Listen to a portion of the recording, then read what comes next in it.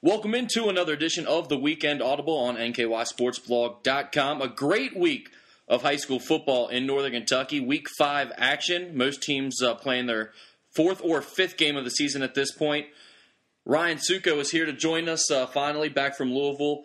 And first podcast we've been able to do with both of us, so it should be a good time. Ryan, great week of football. Lots to talk about, starting with that Highlands Covcath game, 42-37. This was an instant classic. Initial thoughts here before we run down the rest of the list. Initial thoughts would be that it was an unexpected classic. I think both you and I both thought that this game wasn't going to be nearly as close as it ended up being. No question. It ended up being a fantastic game. Again, Highlands comes out on top, gets the edge come playoff time. They're now likely the number one seed in the 5A district. You got to expect both those teams will run through the rest of the competition. Dixie and Boone we saw on Friday night. Dixie comes out on top 34-27. Ryan, these were two of the top teams in 6A kind of battling out to see who gets bragging rights to start out the district schedule. Well, that win is a gutsy win, but that's a pretty typical win of Dixie.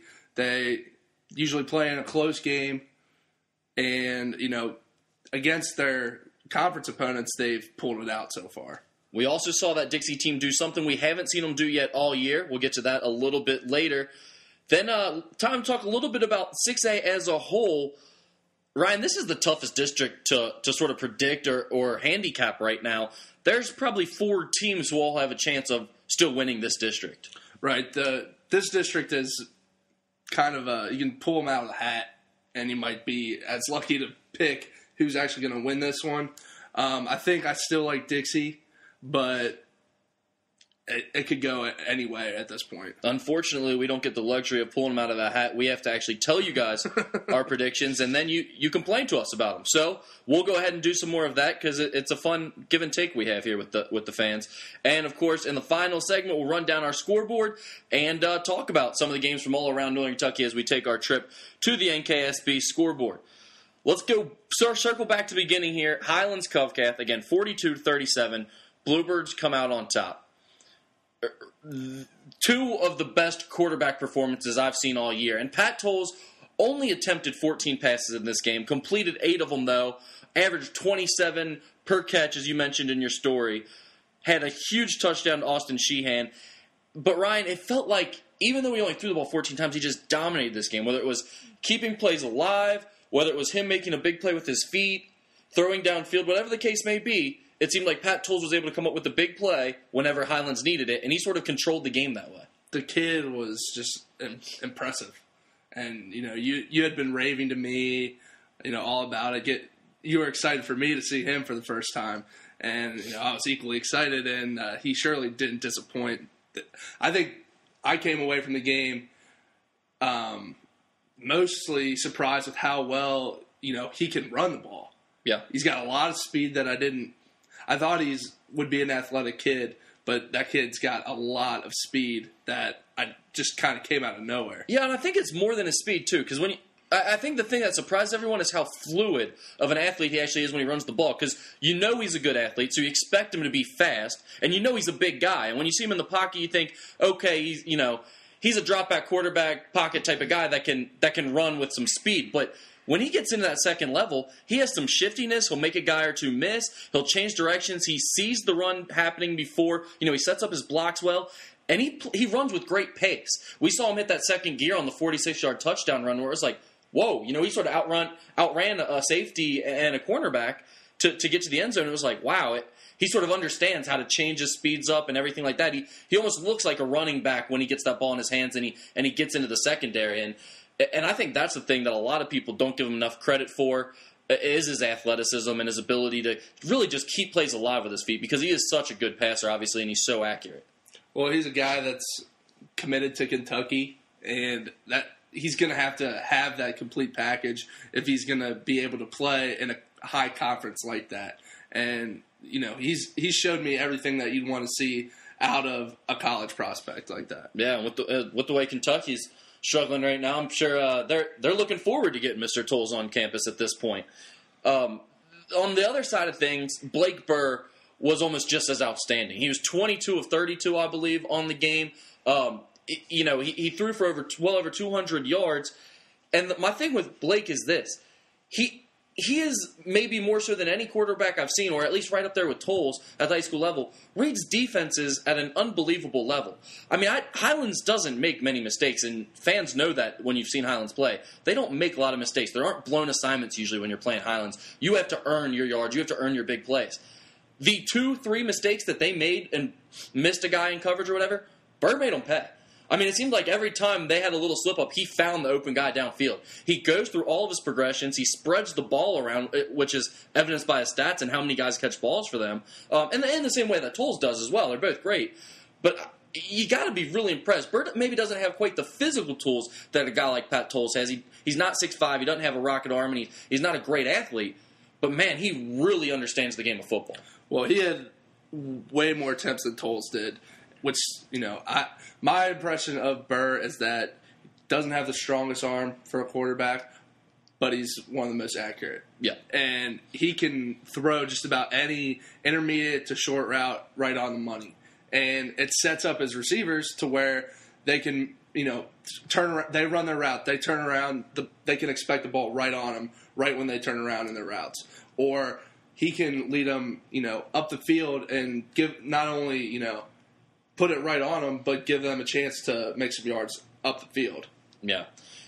And, going back to the beginning of the season, I had these guys ranked, Tolles 1, Brady Hychu at Newcath number 2, and Burr number 3. And we got a chance to see all of those guys the last 3 games, and I don't think there's any argument there. I mean, those 3 guys are just heads and shoulders above that. You got Drew Barker, the young gun at Connor, who's really good as well. And he's got a few things to learn to get to those guys' level. They've just been playing for so much longer. But a really impressive crop of quarterbacks right now in Northern Kentucky. That's probably another topic for another day.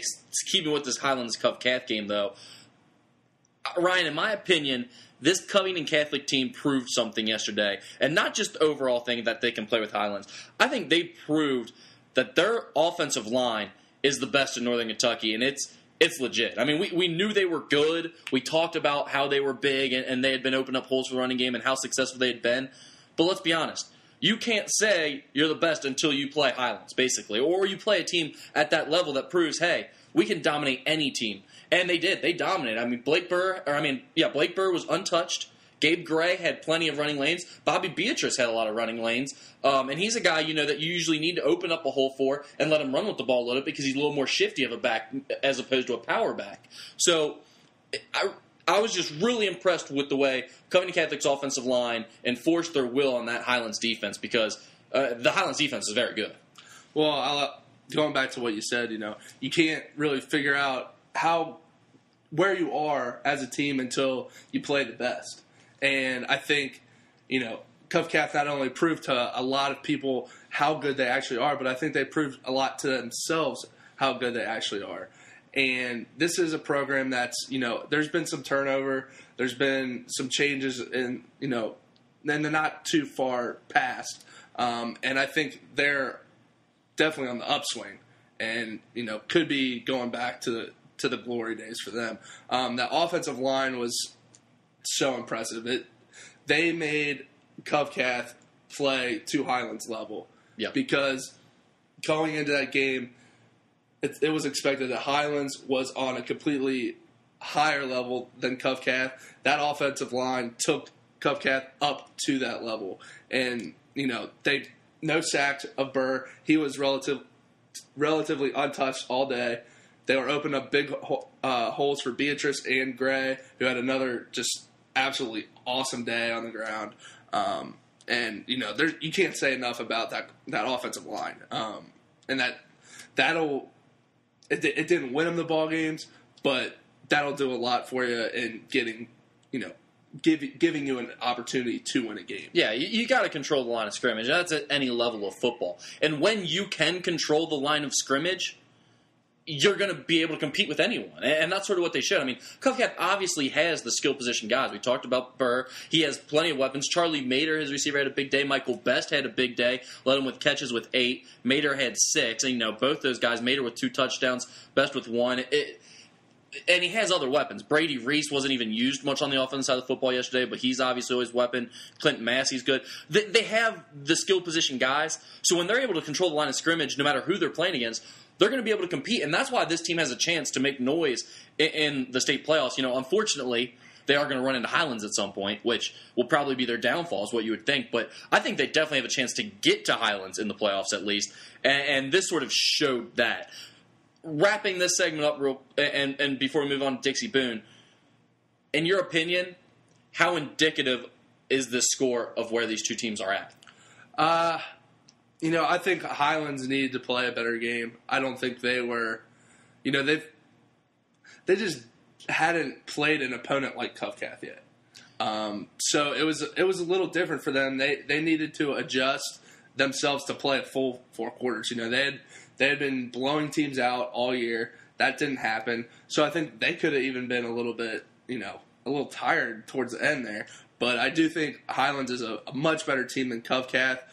But in a rivalry game, you never know what can happen, and that's exactly what we got yesterday. Yeah, and I think you nailed it on the head when you say they haven't played a game. Not that they haven't played a team like Covcath to this point yet, but that they hadn't played for 4 quarters in a competitive football game. Right. And there's just, there's a certain level of stress. When you're in cruise control for 5 straight weeks, it's tough to all of a sudden just turn it on and say, okay, hey, we're in a dogfight and we got to win this game against our biggest rival. And for people who think, this rivalry has died off, yeah, it had, because Covcath, wasn't competitive in it for a while. But to the kids, it hadn't. Because every day in practice, Highlands still says, beat Covcath. That still happens. It's still that same level of, heated rivalry that there's always been. So I think it's still important. I think it's still a rivalry game where you can kind of say, hey, throw the records out the windows, throw what's supposed to happen out the windows, and let these teams go at it because you never know what will happen. I think that still applies to this game now that Covington Catholic's back at a certain level to where they compete. One more note on that Covcath team. I think you got to mention, this is the first group of Covcath kids, this senior class, this varsity team, that's had nothing but Dave Worth staff's coaching. All the other ones at this point had been a mixture. They'd had Bross or whatever. This is the first just Dave Worth team. And I think you're seeing that. I think you're seeing big, physical, tough football brought to the thing. And Dave Worth does an excellent job calling plays and keeping the offense balanced. I think you're going to see Covcath stay on the upswing for the next couple of years. Well, I mean, that's a huge thing. When you have one philosophy that is instilled through an entire group of kids, that goes a long way with continuity and just togetherness. Everyone is on the same page. They know what to expect from each and every one of their coaches at every level of football and at the high school level. And, you'll learn the system coming up as a freshman.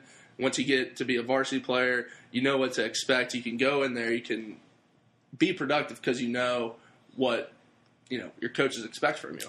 And, like you said, we're starting to see that his style of football coming out on the field. Yeah, and I think no one's going to argue with the fact that Dale Mueller has to be considered the best coach in Northern Kentucky just because of what he's accomplished to this point and how good he's been. I think Dave Worth's proven that he's in that at least top group of coaches, top 5, top 3, whatever.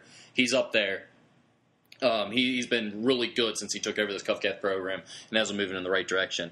Let's move on. Friday night, actually it's more of a rewind. Friday night we watched Dixie Boone. Dixie's homecoming game. It was at Dixie, obviously. 34-27, the Colonels come out on top. And I touted this game earlier in the week on the blog as the game that could decide 6A. I still believe that, although Ryle, I'm sure, has something to say about it at this point now that they beat Simon Kenton. But is Dixie clearly the better team? Is Dixie the best team in 6A? What did they prove against Boone? There's no clear-cut 6A, There's just no favorite right now. There's a team that you can say, I like how they do this. I don't like how this team does this. But I think we've just seen Dixie a lot. We know what to expect from them. And they have Zeke Pike, who is probably the best player in the 4 teams. And he wins games for them. So I think that's the X factor. But, he's played in close games. He's got there's times where he gives the ball up. And he has it's always possible that he can give up a big play that goes against him or make a big play that goes for them. So it'll be interesting to see how 6A plays out in the area. Yeah, just specifically with this game, Zeke had 3 touchdowns rushing. He had a passing touchdown.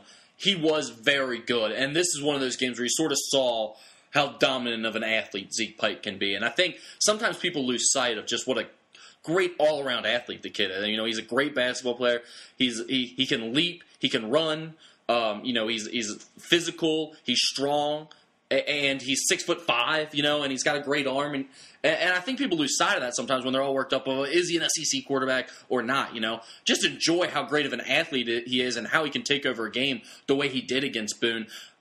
It wasn't just Zeke Pike, though. Colin Justice has been really good for the last 2 weeks, or I guess, going back to 3 weeks because they had a bye in between. But the last 2 games they played, he was really good and helped them to these 2 wins. I think being able to control the ground, and Seth Bruns, who's out right now with a fractured foot, is a very nice back, and he's a great weapon because you never know when he's going to take a play 80 yards for a touchdown. But I think Colin Justice gives them that guy. They can pound in between the tackles and fight for hard yards and control the clock a little bit and run him 25 times a game up the middle, and he's going to keep pounding you and wear down a defense.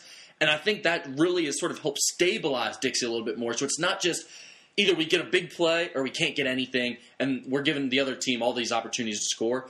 I think with Colin Justice and his production at the running back position, it's sort of given them a sense of, hey, we can control the clock, we can sustain drives, we don't have to rely on Zeke to make a crazy play, for Seth to make a big run, for Goose Cohorn to have an 80-yard touchdown. You know, we can sustain a drive and do it the way normal teams do. Right, well, 2 weeks ago, we got to see Dixie and Connor face off, and, you know, another close game there.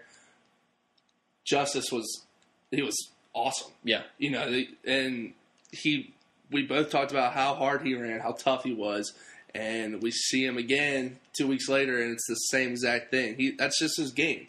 You know, he hits the hole, he finds a hole, and he'll take on any tackler that comes his way. You have to bring me down. I'm not going down for you. You have to bring me down. And he's one of the most impressive running backs that I've seen so far in the area. Yeah. And that's just it. And we have some guys, this is something we'll probably write about and talk about on another podcast, some guys who are really emerging this year that we didn't know coming into the year were good running backs. And I think he's one of those guys that's really just been, wow, you know, this kid is kind of special. He's very tough. He runs through arm tackles. And like I said, I think that's given Dixie just another level of depth to their offense that they didn't have before. I think it's going to make them a little more stable, which they kind of needed. I felt like they were maybe the most talented team in 6A, but not the most consistent team and not capable of always winning the games that they needed to win. On the other side of the football, Boone, I like a lot about this Boone team. I feel like they're missing something. I don't know what it is. I think Cody Rodriguez has proven that he's a big play guy. He's kind of another guy who's a great combo running back. He can hit the big play for you. He's kind of a tough kid, hard to bring down. He runs well in between the tackles. I really like what I saw out of him. Cameron Schwartz has the ability to make plays. He was almost as good on defense in the secondary as he was on offense at the quarterback position. He seems heady. He seems like he's not going to make a lot of mistakes. He's going to sort of make a lot of crafty plays. He doesn't have the biggest arm in the world. He's not, you know, the fastest guy out there, but he can run a little bit. He can dump it off. He can throw it. I like where this Boone team is going. It seems like they're just missing something in that offense to and maybe it is like the home run hitter where they can get that big play to sort of get them going. See, I think they have the home run hitter in the backfield. Yeah. But because I think what you're saying is they don't have a wideout that can do anything. Yeah, you know, and I don't know. I think they don't have the passing game that can do it. I don't know they don't have that one guy who's capable of. They probably have receivers. Who can get something done. They have receivers, and their passing game was effective, but they don't have the wideout that's a huge threat down the field. Right. That's an explosive play that that they're lacking. And I think a lot of times when you're at the high school level, you're looking at, and this may be what the factor is. They don't have that combination of offensive line play, quarterback with the strong arm and ability to see down the field and everything, and that explosive receiver. I think you kind of have to have all three of those things working together at the high school level to make those down the play throws, because it's a tough thing to do when you're 16, 17 years old, Right. to throw the ball 40 yards Right. downfield or make that big play in the passing game. There's a lot of things going on. I just think they don't have that whole package to be able to put those type of plays together. And that's kind of where they struggle to beat a team with Dixie's explosiveness, because they hung right with them. I mean, obviously, they only lost by a touchdown. They had a chance to do that. Second half, we saw them go away from the running game a little early, I thought. They took to the air soon, and I like the fact that they stayed balanced, but it seemed like their running game was so effective, you'd like to see them just try to keep pounding that away as much as they could before they had to start throwing. It seemed they went exclusively throwing a little bit too early. Well, I think they thought that since they were trailing and the coach's manual says start throwing when you're behind late in the game, that's what they did. But they had found so much success on the ground with stuff, and especially Rodriguez.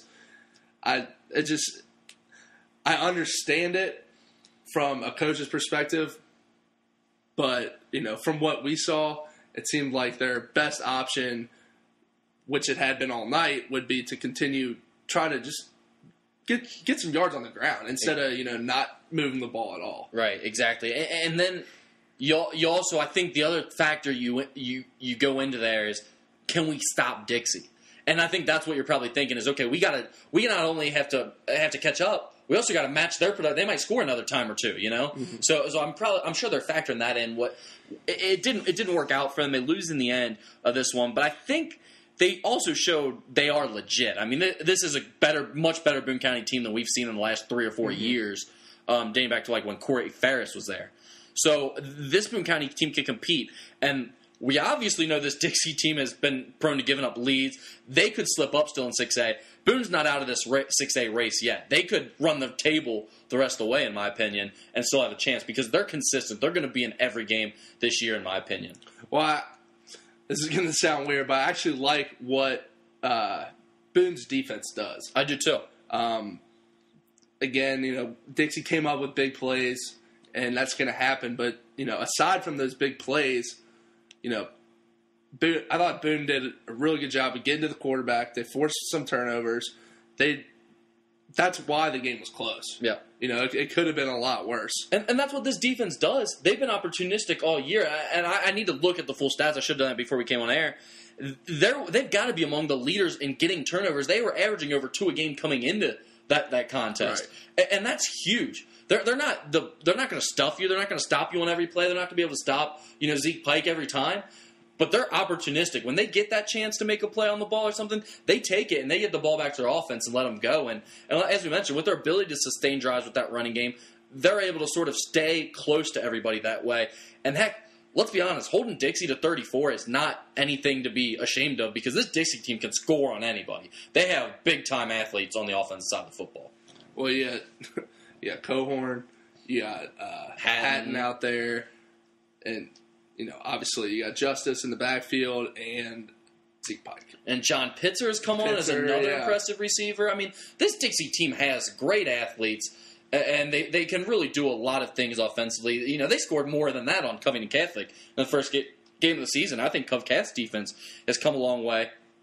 Wrapping this segment up, Ryan, Dixie did something that we haven't seen them do yet this year, and that's get a big stop in the second half, fourth quarter, against a team that can run the ball.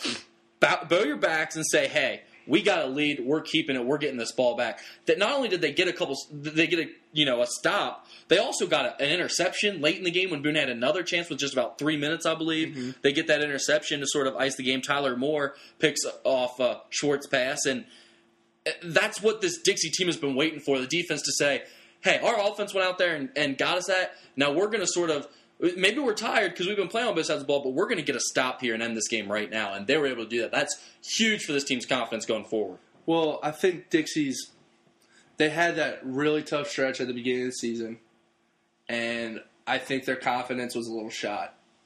They took a couple on the chin, but getting, deeper into the season, I think they're becoming more of a team.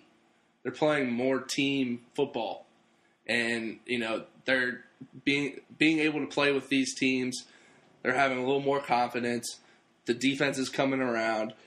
we know they can score on offense. It's that's going to happen. They're going to put up the points, but if they can't stop anyone, then it doesn't matter. Yeah, and I think your offense just has this feel of we've got to be chaotic. We've got to make a big play every time out. We've got to score every possession, because we're going to give up a touchdown when we get back out on the field. Right. So I think this gives them that sense of, hey, Colin Justice is pounding the ball. We're able to run some clock out. Our defense is capable of coming up with a big turnover or a stop when we need them to end the game.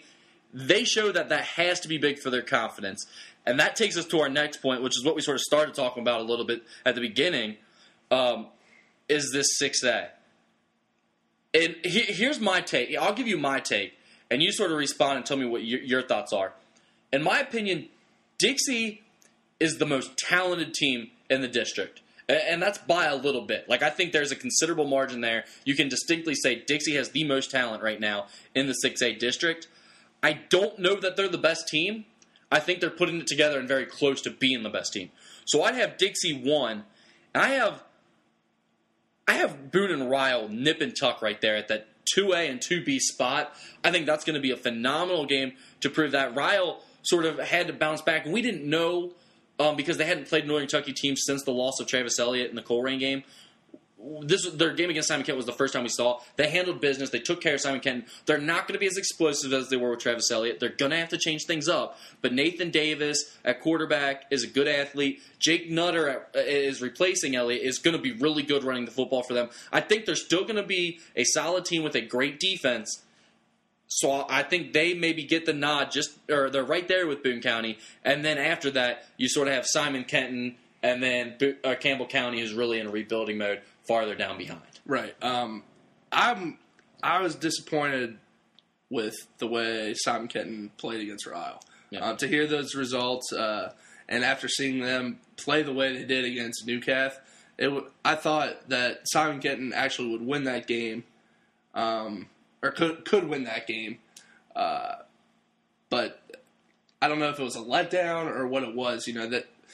That game they played against Newcath was entertaining. Their offense looked good. They ran the ball well, but I don't know if they got away from that. If Ryle just had a great game on their own right, and then I would agree with you that it's you've seen Ryle, I haven't seen Ryle yet. Yep. But I do like the way Boone plays, and I do have to agree with you that Dixie is the best team in that. I think the best team by a little bit in that district. It'll be interesting to see that, Simon Kenton, they're going to be inconsistent. They have a sophomore starting at quarterback. That comes with the territory. You start a sophomore quarterback, you're going to be inconsistent. I'm not putting their inconsistency solely on him. I'm just saying all around as a group, when you're going that young, you're going to have inconsistencies. And their offense has really struggled this year. I thought we saw a turning point against Newcath. I don't know if they're there yet. I think they're going to be inconsistent the rest of the year. But they've shown now that they're capable of, hey, Nate Powell can really run the ball for them. We hear there might be a transfer coming in that could help from out of state. So that might be another thing to look at. This Simon Kenton team, their defense is good enough. I think their defense has proved they're good enough that if they can find something offensively, they could be a team that jumps into the mix here up among the top. Because, again, this Dixie team, that's the thing. None of these teams are, so consistent and sure of themselves that we know they're going to win out the rest of the way. It's like Dixie could easily slip up and lose a game just because we've seen them have trouble stopping the run in the second half of games. And that comes back to bite you, You'll lose a game that you shouldn't lose because of that at some point. And so I think the best part about the 6A district is no one has to count themselves out at this point. Everyone's still in it.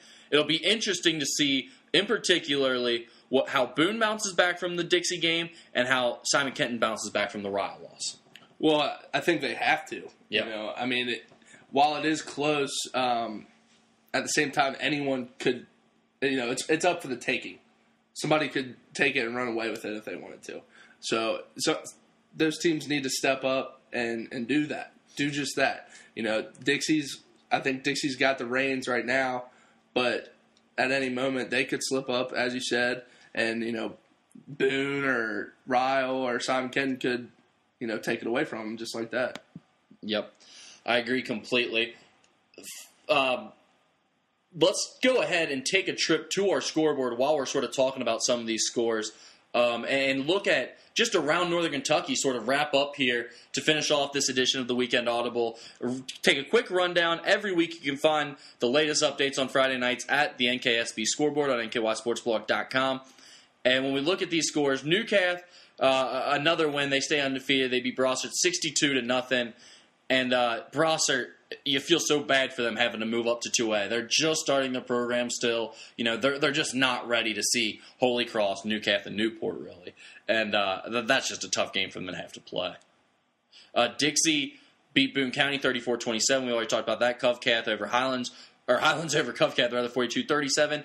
Then we have Connor. Went down to South Oldham, spoiled the Dragons' homecoming, 42-22. Barker, again, just really good rushing the football. I think that's where he's shown how great of a prospect he is with his athleticism. His teams have not been able to tackle him. He's been shifty. He's been fast. And he can throw the ball a little bit, too. I think we're going to see that Connor team continue to keep elevating their level of play each week. I wouldn't be surprised to see them reel off 4 or 5 straight wins here. Well, that's a big win for them. That's a higher-class team. And they go on the road, get a big win, a convincing win, have a little trouble on the way back. Yeah, bus broke down. They had practice at 9 in the morning. Their bus was they were on the side of the road till like 1:30 in the morning or something, driving back from South Oldham. Which is I played basketball games out there. It was about an hour and 45-minute trip away. So, they still had a long way to go after the bus broke down after the game. But you got to like 42 points from this Connor offense. The defense is still playing solid. And I really like where this Connor team's headed. Well, I mean, we'll see. We'll see what happens with them. Again, a young quarterback, but a quarterback with a lot of promise and a lot of skill. Yeah, and he has some receivers. Cameron Fogle got in the act big time running the football in this one. He had a couple rushing touchdowns, which we haven't seen them use Cameron Fogle to his full capabilities yet, I don't think. And the cool thing for Connor is they played all their tough games early in the year out of district. Now they're clearly the best team in their district. They're going to have a nice little run where they can really work on some things, open things up before they head into the playoffs. I like that Connor team come playoff time. Moving on, Bracken County beat Dayton 22-20. Bracken County now 4-1, and Coach Kevin Seipel has got this team off to the first 4-win start in forever for Bracken County. I mean, this group of kids is really sort of changing the outlook on Bracken County Polar Bear football right now. And it's pretty exciting to see this team reel off 4 straight wins. They're now 4-1. It's got to be a great feeling for those guys.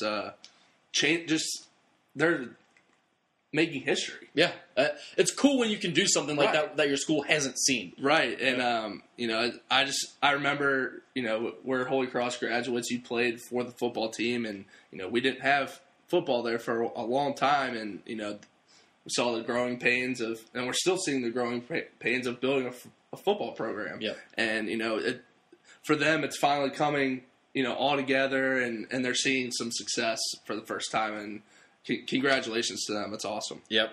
Moving on, Holmes 58, Pendleton County 14, and finally we see this Holmes offense get something going. It's been their defense scoring, and before they haven't scored more than like 13 in a game. They opened up 58 points on Pendleton County. Pendleton County, is struggling in their own right, but this Holmes team now 3-2 could easily be 5-0. They're literally like 2 plays away from being 5-0. And this defense is really, really, really good. They might be a team that Covcath and Highlands need to. Highlands probably all right. Covcath needs to worry about the Bulldogs a little bit because this defense is seriously big and athletic. You just don't know what's going to happen. I mean, they have 4 or 5 guys that if they get the ball on defense on turnover, will take it back to the house on you, and that's what you're sort of scared of. Is hey, if we give up 2 or 3 defensive touchdowns, we're in a big trouble against this Holmes team. Well, I think this weekend Newcath's going to have their hands full. Yeah, and Newcath had a little trouble with Simon Kenton's defense. If Holmes can hold them and put some points on the board, they might have a shot to pull off an upset. Yeah. I mean, I think the problem they're going to run into there is just Eddie Evanston with that play calling offense. He'll find some of the holes because this Holmes defense is really aggressive and flying all around the football. There will be breakdowns, and you got Brady Hychu, who's as good of an athlete as we've seen in Northern Kentucky. Newport, 37, Ludlow 24. The Wildcats getting things going here a little bit. Dalen Garland is having a great season for this Wildcats football team. He ran for a couple touchdowns in that game. A Newport, a team on the rise there in 2A. I think they're clearly third behind Newcath and Holy Cross, but they might be a team to watch out come playoff time who could upset one of those higher seeds from another district. Moving on, Ryle, Simon Kenton. We talked about that game a little bit earlier. 21-6, the Raiders come out on top. I think more than anything, this is a huge statement for this Ryle team to say, hey, yeah, Travis Elliott's gone. We love him. We miss him. But we still got a football season to play, and we're still capable of winning football games. Their defense holds Simon Kenton to 6. Offense able to get enough going to win this football game. That's big. Oh, definitely. I mean, that's a statement game for Ryle. I agree. When they needed it. Right. Definitely. Everything you said, I agree with. And Ryle's, they still have plenty to play for. All right, Cooper gets their first win of the season, 39-0 over Scott. Happy to see this finally happen for this Cooper team because, honestly, they had played such good football to start this season. But you're playing against all the 6A school. They're losing to Ryle with Travis Elliott. I mean, literally in that Ryle game, you watched the game the whole time and said, this is a dead-even game. But Travis Elliott has broke off 5 crazy touchdown runs that no one in Northern Kentucky could ever stop. I mean, just video game type runs that you have no prayer of stopping. And other than that, Cooper was right with them. So it's nice to finally see them. Hey, they get a shutout. Their defense has been great all year. They get a 39-0 win. Good to see that team finally get some momentum because they've worked so hard for it to this point. Moving on, Holy Cross 53, Lloyd 14. The Indians get a huge win, and they sort of show how far ahead they are of the bottom teams in 2A. And that's sort of what this Holy Cross team needs to do. Yes, they're going to struggle against Newcath and the top teams there, but they're still one of the better 2A teams, maybe even in the state. And I think the big thing about this Holy Cross team that makes them tough is Kyle Fuller is such a good athlete at the quarterback position, and Bruce Kozerski is doing a good job using him to roll him out constantly. And that way the defense have to account for both his ability to throw the ball downfield, but also his ability to make things happen with his feet. And that's going to be tough for almost any small school defense to stop. Right. Well, Fuller's got weapons. Yep. He's got weapons, and he uses them well. He makes good throws on the run. That's impressive. He can run. Obviously, Holy Cross, smaller school, they don't have the numbers that some of the other teams, even in their class, their district have. So that's their weakness. But there's definitely a lot of talent on both sides of the ball. I'd like to see them make a little run. I could see them making a little run in the playoffs. Yeah, no question about it. Then you go down. Beechwood beat Elizabethtown 65-22, and no surprise there. Beechwood is going to roll for the rest of the season probably until they hit that Newcath game, final game of the year. That does it for this week's NKSB scoreboard, Week 5. Be sure to check back in Week 6. And Ryan, we've sort of come to the end of the podcast here. Give me your final thoughts on Week 5 of football. It was really kind of a great week in Northern Kentucky. Also, a lot of things sort of going down. What are you taking away from Week 5? I've had a blast watching these games. We haven't been disappointed yet this season. We do have the luxury of picking, the best matchups that we see are going to provide the most entertaining games. But we haven't been disappointed once, and I'm coming away once again, very, very high on Covcath. I'm excited to see what they do the rest of the year, and especially how they prepare themselves come playoff time. Pat Tolles was a joy to watch. Just a really humble kid, a great quarterback, great football player. And then, I'm looking forward to the rest of the season right now. I think the biggest thing that stands out to me, of course, the 6A race, which we've talked extensively about in this podcast. I think that's something I'm definitely excited to watch over the next couple of games. I think the biggest thing I'm taking away at this point in the season, we're about midway through it, is so many players and so many teams have had guys emerge this year to this point. There were so many unknowns coming in Northern Kentucky. We had a couple big stars in Pike, Tolles, Elliott before he got hurt. And all of a sudden, we're seeing a whole new sort of generation of stars come through Northern Kentucky right now, and they're all emerging right now. You know, the Gabe Grays, the Colin Justices, the Cody Rodriguezes that we just got to witness just in this weekend. That was so much fun to watch. And even Highlands, gosh, they have so many of them that you can name off with a guy like Jake True, Colin Seidel, just in their own backfield. They have 3 different running backs. Zach Harris, the other one. So much talent all of a sudden emerging at one time here in Northern Kentucky. It's exciting to watch all these guys. That's what I'm going to take away from this weekend. And that does it for Week 5. Another edition of the Weekend Audible in the books. Be sure to visit nkYsportsblog.com. All week we'll have some great content up there as we sort of recap this week and get ready for next week, Week 6 action of games. And, of course, we'll have a game of the week on Friday night. Video coverage is always going to be there. You can check us out on Facebook. Just search nkYsportsblog.com. And, of course, follow us on Twitter for live updates on Friday night and some updates and links all throughout the week. Thanks for tuning in. We'll see you at nkYsportsblog.com.